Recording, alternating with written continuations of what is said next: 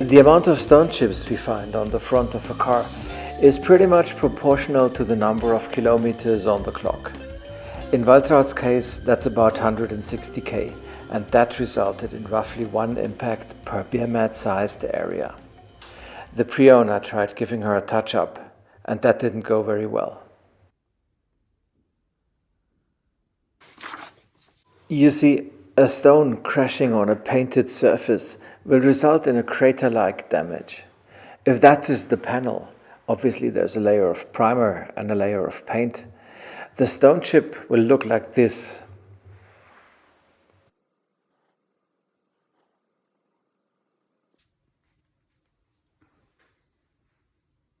If it goes through to the primer like this, that's bad, because it's becoming much more visible.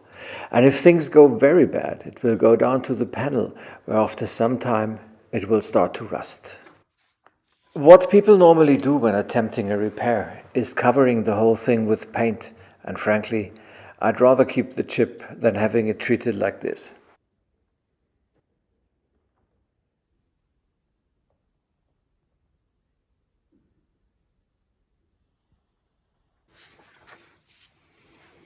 An advanced repair requires us to first remove the crater rim and then fill the hole with paint in a leveled way, hence with as little additional paint as possible covering the unharmed area around the crater. In theory. In practice, things are tricky.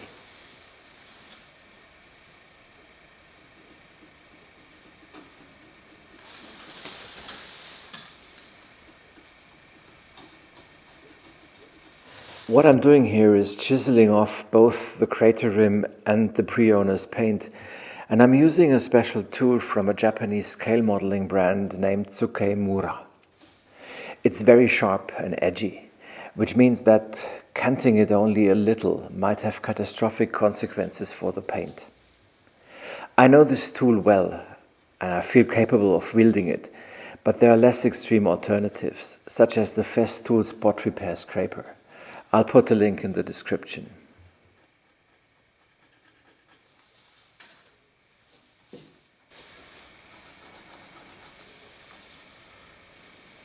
A little sanding with a medium sanding stick will smooth things out, and that raises the question why I haven't sanded off the paint in the first place.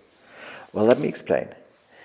If that is the piece of paint we'd like to remove, could be anything, a run, a dust particle, our abrasive material will connect to the surface like this. Yes, this. And it doesn't really matter what material we use. It's just a matter of physics. The keyword is bending line. The result will be this: once the actual defect is sanded down, great parts of the undamaged surface around the defect will be gone as well, normally with the primer bleeding through. That's not what we want. Hence, first scraping, then sanding. Some of the stone chips on this headlight cover were too close to the edge, so I disassembled it and continued on the workbench. The paint I'm using is acrylic 2-component paint from my friends at MG Colors. I own half a dozen of high quality premium brushes from 5.0 to 1, and as we now know, it's important to only fill the chipped area and not the surrounding one. I always pick a brush that fits the size of the chip. The abundance of paint used by Waltraud's pre-owner is still filling the chips here, whilst now at least it's leveled out with the surrounding paint. And as you can see by some oxidation process or whatever, the spots have discolored quite a bit towards a scarlet tone of red. I therefore put a thin coat of proper guards red over it.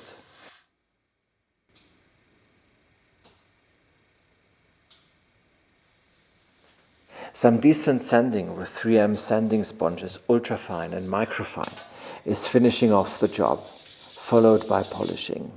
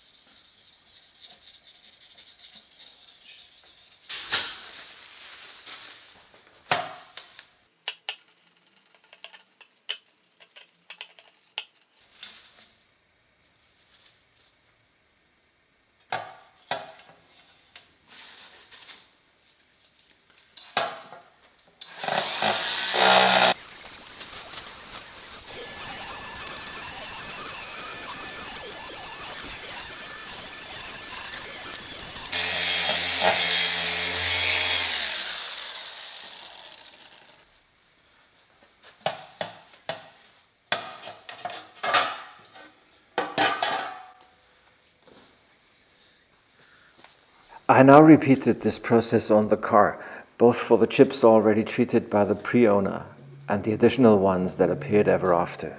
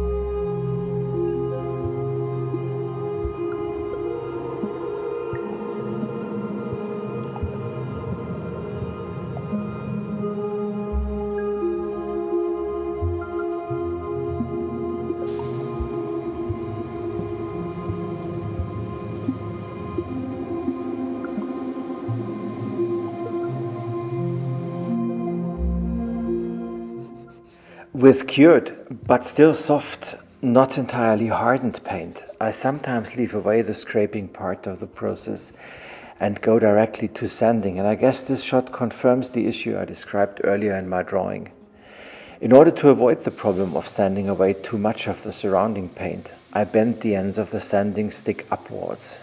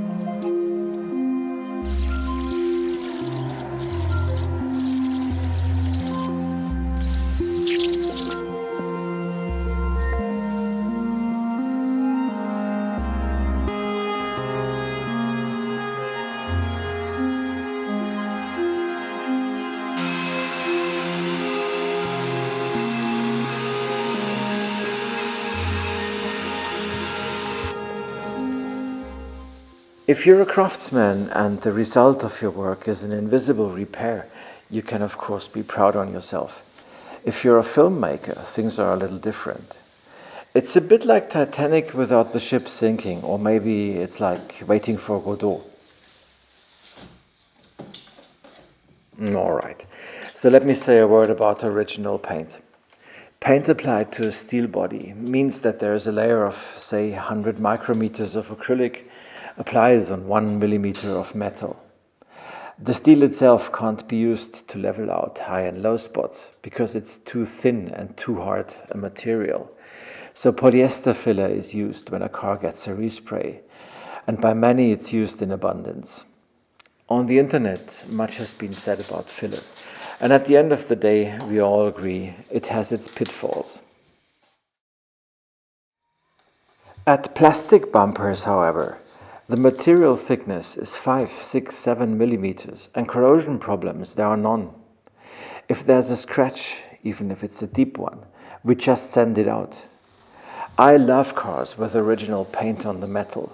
On their plastic parts, I don't care. And that is true as long as the color match is good. In my case, I used the very paint I had used for the spot repairs, which had been composed specifically for Waltraud by my friends from MG Colors. I therefore knew it would be 100% exact match. So there you go.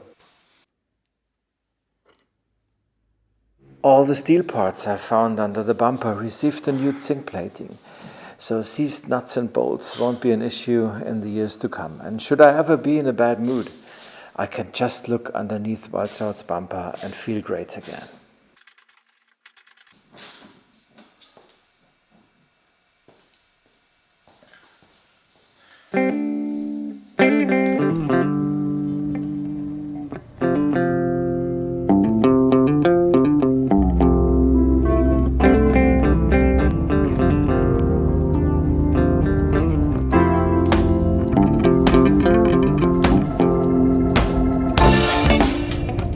Earlier in this film, I've promised a solution for minor paint defects that go along with enjoying a car out in the wild. And that's not only little stone chips, of course. I bought Waltraud with this dent, and as it obviously overstretched the flexibility of the paint on the edge of the panel, it just chipped off and left some naked steel behind, only protected by a thin layer of zinc. We don't need much paint to fill this spot, and a pipette with a measurement scale will help us to add the right amount of hardener. Remember, we only want to add paint till the defect is leveled out, and as the paint will shrink while it cures, we will have to repeat the filling 2 or 3 times.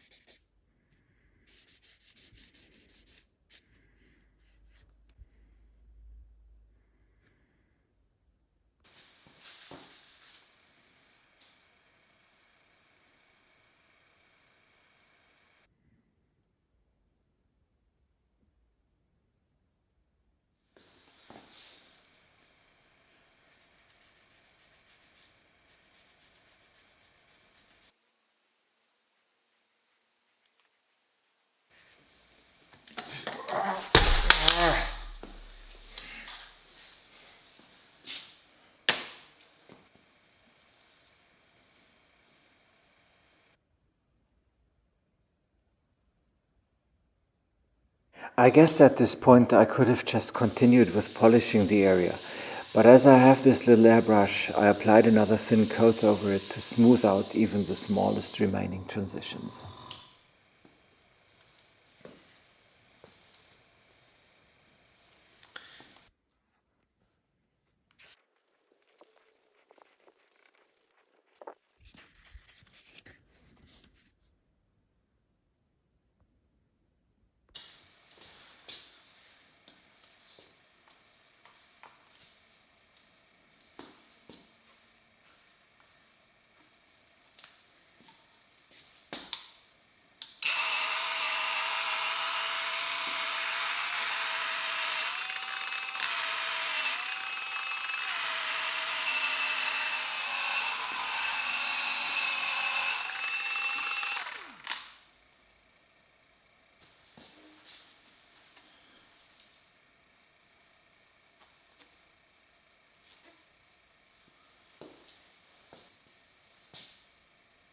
And though this all went pretty well, it cannot be denied the dent that made the paint crack up in the first place, it was still there.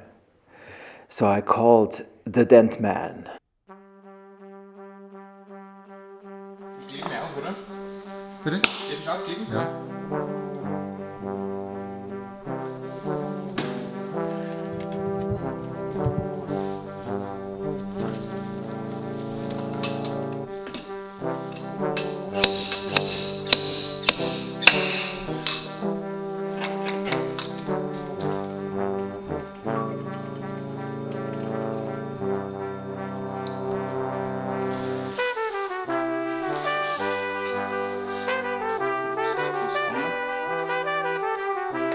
Das ist jetzt ordentlich rausgekommen.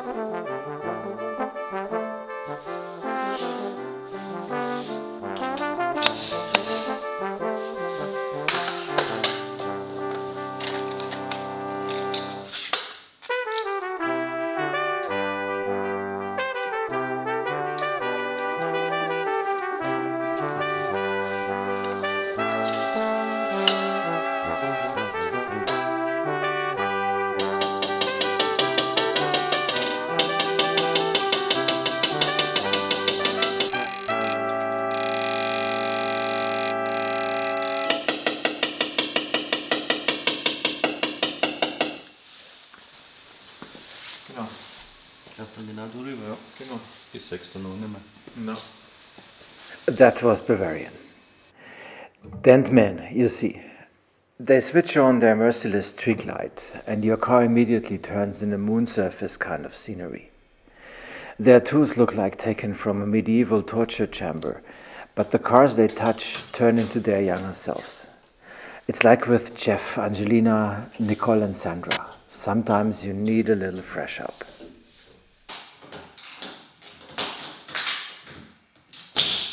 The dent man asked me to remove the door trims, which I had to do anyway, because I always find bad surprises in there. And I'm going to tell you more about this in the next film. I'm far from understanding how this dent removal thing works in detail, but I hope you'll take it as an inspiration to refrain from a complete respray if the amount of dents, chips and scratches in your car is becoming too big to ignore. I paid 500 euros to Patrick, the dent man, and it cost me about 30 hours net to do all the paint repairs you saw in this film. If a complete respray of a car is offered to you for a price below 10k, take the next door and run as fast as you can. Too often I have seen them putting tape over the window trims and seals, on the door handles and badges, and on the indicators and taillights instead of properly disassembling them. And all the dents they will fill with, filler. The exception proves the rule, of course, and I admit that sometimes it's too late for repairs and a respray in fact is due. Waltraud, by the way, is for sale, and I hope I'll be able to present her on Bring a Trailer soon. Many more jobs have been finished that I have filmed, but haven't found time to do the edit. I hope winter will be a little calmer than summer was, because there's footage for at least 2 more films.